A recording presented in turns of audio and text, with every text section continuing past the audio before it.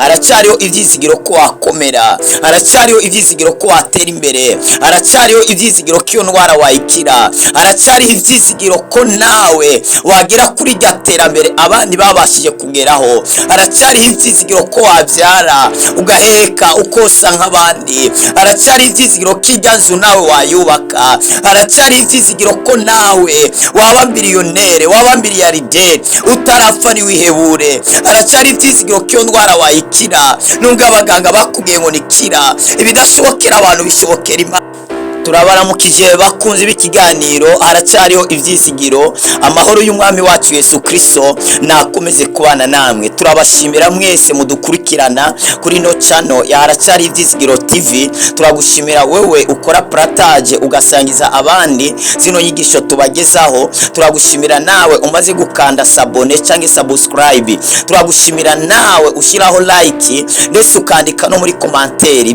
Iyo ubikoze uburiko uradutera intege zo gukomeza dukora n'ibindi vyigwa. Imana iguha umugisha. Turabandanije rero icigwa twabateguriye kuri uyu munsi kiravuga ngo icyo Imana yanditse ku buzima bwawe nta muntu yogihindura. Icyo Imana yanditse ku buzima bwawe nta muntu yagihindura. Abantu bashobora guhindura ivyo abantu banditse, abantu barashobora guhindura ivyo bavuze ku buzima bwawe canke basezeranye, abantu barashobora kwisubiraho, abantu barashobora kwivuguruza, ariko Imana yacu ntabwo yivuguruza. Ivyo yavuganye nawe, ivyo yasezeranye ku buzima bwawe, Imana izabikora. Icyo Imana yavuze ku buzima bwawe ntabwo gihinduka. Tugiye gusoma ijambo ry'Imana, dusoma mu butumwa bwiza uko bwanditswe na Yohana, ibice vyaho ni 19 umurongo 22. Aravuga ngo Pilato arabishura ati icyo nanditse nacanditse, icyo nanditse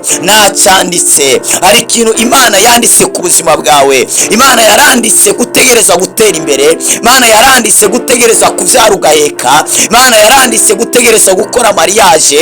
Nta muntu yakubuza gukora mariage mu gihe Imana yamaze kuvyandika ku buzima bwawe. Imana yari yaranditse ko Yosefu ategereza kuganza bene se, nubwo bamugwanije bakamugurisha muri Egiputa, ariko ivyo bakoze ntabwo vyashoboye guhagarika ivyo Imana yanditse ku buzima bwe. Ntabwo vyahagaritse umugambi w'Imana ku buzima bwa Yosefu. Ivyo abantu bari kubakora ku buzima bwawe ntabwo bizahagarika umugambi w'Imana ku buzima bwawe. Nubwo bakugwanya, bagutuka, bakwanka, ariko uzababanaho, uzaterera imbere mu maso yabo. Imana izagutegurira ameza mu maso yabo. Ivyo muka Potifari yakoze adendereza Yosefu bakamufunga mu mpimba ntabwo vyahagaritse ivyo Imana yavuze. Nubwo uri mu gasho, uri ahantu hameze nk'umwibohero, nubwo uri ahantu wenyene, abantu baragutaye barakuvuyeho, ariko Imana ntabwo yakuvuyeho. Ivyo abantu bari kubakora ku buzima bwawe ntibigutera ubwoba ngo bikubuze kwizera icyo yavuze.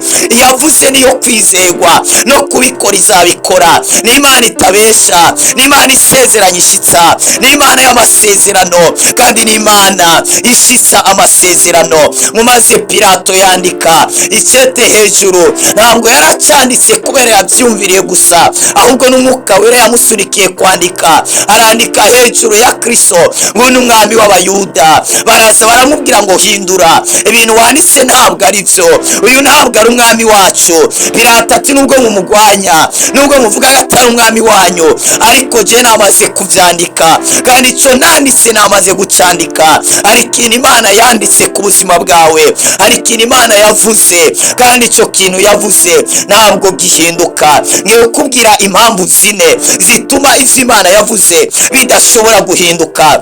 Impamvu ya mbere nuko yakumenye kuva kera, utarabaho, utaravuka. Imana yari yarakumenye. Yeremiya igice cya 1 umurongo wa 5 baribwiye Yeremiya gutaraba urusoro mu nda ya nyoko narinda kuzi. Hari Imana yakumenye kera, abantu batarakumenya, abavyeyi batarakwita izina, bataramenya kuzanabaho. Hari yakumenye, hari yagutoranije, kandi gutoraniriza kuzaba ikintu runaka. icyo Imana yagutoranirije kuzaba nta muntu azagihindura, nta muntu azagihagarika, kubera yakumenye kuva kera. Abarozi batarakumenya, abadayimoni bataramenya kuzabaho, Satani ataramenya kuzabaho, ariho Imana yakumenye kera. Ikiratoranya n'icyo uzakora, ikiratoranya naho uzagera. Aho Imana yateguye gutegereza kugera uzahagera, byanga bikunda utegereza kuhagera, bikunde cyangwa bikunde utegereza kugira, utegereza kugera kuri kiriya kintu Imana yavuganye nawe. Bakuroge basubire, ariko ntabwo bazahagarika umugambi w'Imana ku buzima bwawe, ahubwo ibyo bazakora bari kubakugwanya bizagusunikira ku mugambi w'Imana. Icyo Imana yakuvuzeho nta mubyeyi yagihindura, nta muntu yagihindura, kubera ko yagutoranije kuva kera, ikigutoraniriza kuzaba ikintu runaka. Icyo rero yagutoranirije nta mwana w'umuntu yagihindura. Icya kabiri, Imana irinda ijambo ryayo kugira ngo ibashe kurishitsa. Yeremiya igice cya mbere umurongo wa 12, Imana ibwira Yeremiya ngo wabonye ingene ndinda ijambo ryanje kugira ndarishitse. Imana irarinze icyo yavuganye nawe, riya sezerano yaguhaye Imana irariteramiye, Imana iraribereye maso. Kiya kintu yavuganye nawe, yaravuze ko izagukorera mariage, iyo sezerano Imana iribereye maso. Yaravuze ko izakugira umukire, kizagukoresha ibikomeye, iyo sezerano Imana iribereye maso. Nubwo wasinzira yoyo ntabwo yasinzira, iribereye maso. Yesaya 55 uhereye ku murongo wa 10 kugera ku 12, nk'uko imvura na sheregi ngo bigwa bigatosisi ngo ntibisubire inyuma ubusa, ko niko ijambo Imana yavuze itazasubira inyuma ubusa, ngo ariko rizasozera icyo Imana igomba, ngo rizakora icyo Imana yaritumye. Impamvu igira gatatu yatuma umugambi w'Imana cyangwa icyo Imana yavuze kitashobora guhinduka.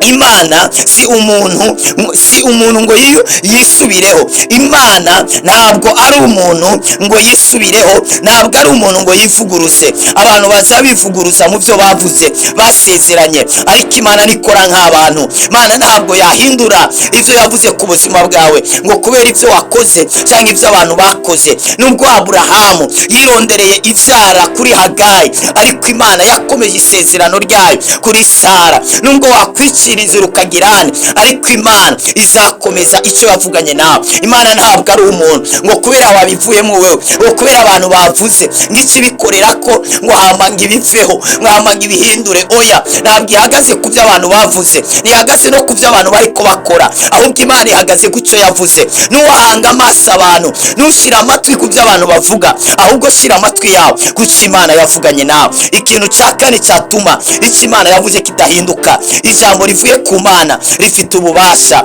Usomye Luka igice cya mbere murongo 3:7 biravuze ngo nta jambo riva ku Mana ryigera ribura ububasha. Aha yari Mariya abwiwe kubyara Yesu, atagizene atamugabo arize guhura nawe. Iyo yari inzira imenyerewe ko umuntu kugira abyare ategerezwa guhura n'umugabo, ariko abwirwa inzira shasha.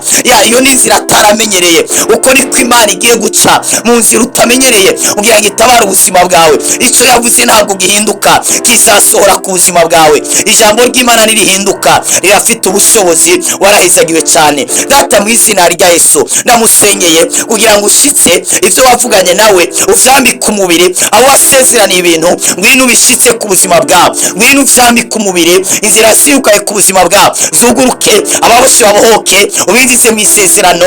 Ibyo wavuze ubikore mu izina rya Kristo Yesu, amen. Mwarahizagiwe cyane. Wifuza gusengerwa ku mutwaro uwo ari wo wose, ari ikibazo ufise, WhatsApp yacu ni +257 65 986 540. Mwarahizagiwe cyane. Wibuke gusangiza abandi mu gukora partage, wibuke kandi gukanda subscribe nimba ari rya mbere udukurikiranye kuri na channel ya Haracyari Ivyizigiro TV. Mwarahizagiwe cyane gose.